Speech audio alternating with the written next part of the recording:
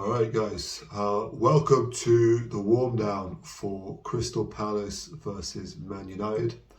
I'm obviously doing this a little bit late, and the reason for that is that after the game, I had a somewhat odd feeling that I want to get into and kind of explain a little bit. But when I say odd feeling, an odd feeling to have after drawing 0-0 away at Crystal Palace. And I wanted to see if going 24 hours into the future, I still felt the same way, and getting into kind of why I felt like that.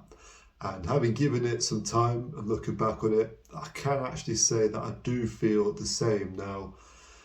After drawing 0-0 against Crystal Palace, we are now sitting on 7 points from our opening 5 games. Not ideal. Considering the run of fixtures, really, I think 10 points was the minimum we were hoping for. And already the table started to show a bit of a gap up to the Champions League spots. And really, so many teams have picked up points at this point in the season that it's already looking difficult and challenging. And every game now seems to increase in pressure. But rather than this building some sort of sense of dread, I actually have seen a few positives, and I want to get into what those are. Now, the first half was genuinely excellent. I thought that was the best football that we've played for maybe even since Ten Hag has come. We were completely dominant. We had all the possession. We created all the chances. Any time that they looked like coming forward, we snuffed them out. We came back. We were patient. We were in possession all the time, but purposeful. And I have to say that I really, really enjoyed the first half performance. It just needed that goal. We went close a few times, several times. We were there or thereabouts. Hit the bar twice. Had chances that, to be honest with you, we should have scored from. I think Xerxes had a header he could have done better with.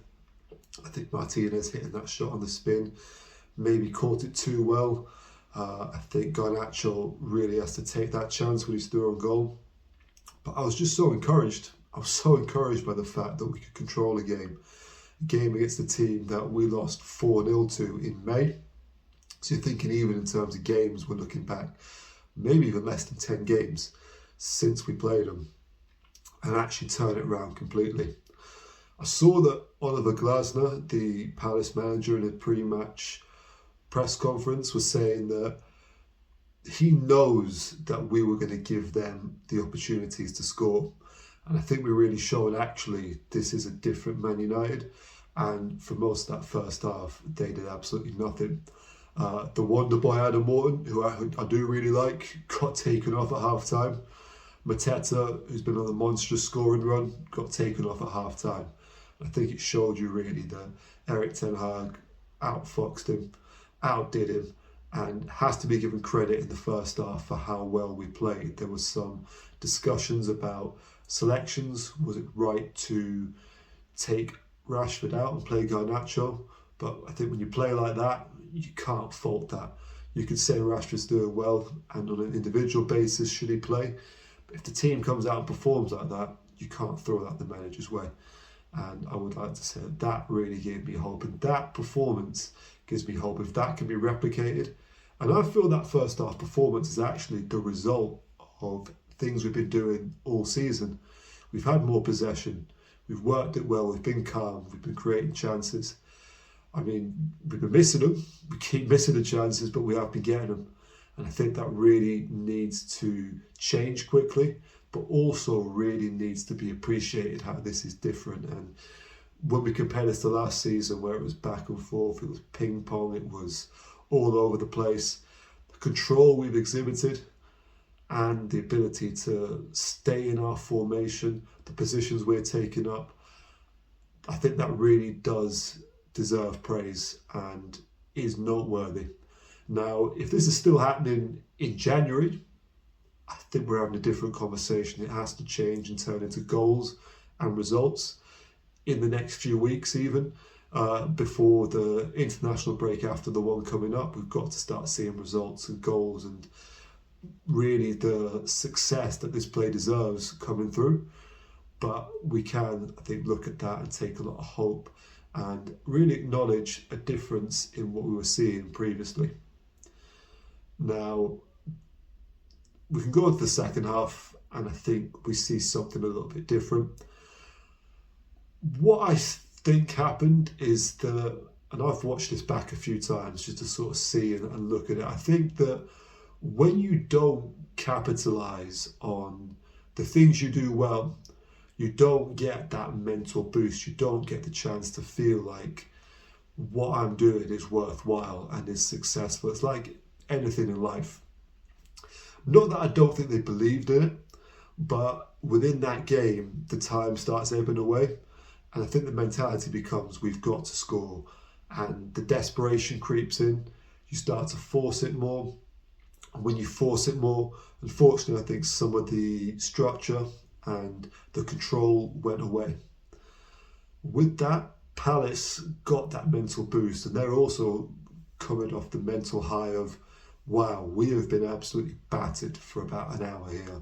We've had one shot in that time, but we're still here. We're still standing.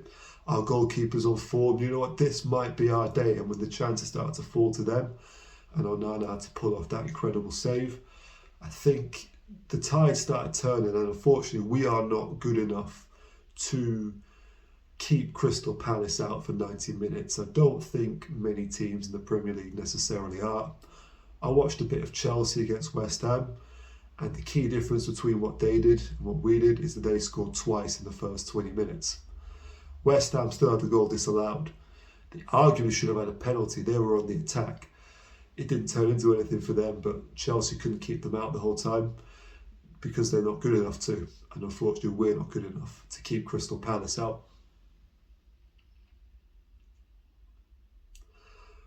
So where does this leave us, or where do I think this leaves us? Honestly, I think it leaves us, I think, hopeful, but also we're now looking at 2 games against Tottenham and Aston Villa, 2 teams that did finish above us last season, and the pressure does tick up a little bit more.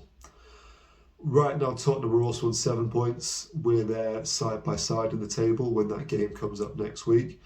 And for both teams, that is a really big opportunity to make that step forward and also leave someone else behind. I think the way they play possibly will change how the game goes. I'm not sure what that looks like for us in possession, and maybe we do want to play a bit more direct compared to what we did against Palace, but I think the chances could be a bit more presentable against Spurs. That being said, the way that they play, they're going to take the ball as well. They're going to try and hold it. And that's a different challenge altogether. And that's a hard thing, I think, when you are, as we are, in this development stage and you're building something and you're working on a style of play. You unfortunately don't always see the success that you on the balance of play might deserve. And I think that is the one thing that we may have to get used to. And it does leave me a bit concerned going into these next 2 games, what might come out of it. The key thing is that we keep playing the way we have been. We keep trying to do what we did against Palace especially, and that we keep working on it. And if we keep working on it, I do believe the results will come. My only concern is that I'm not sure those results are going to come in the near future. And what that might leave us looking like in the table, that could be a worry. But that's been the warm down for Crystal Palace versus Man United, guys. Thanks for joining. See you next time.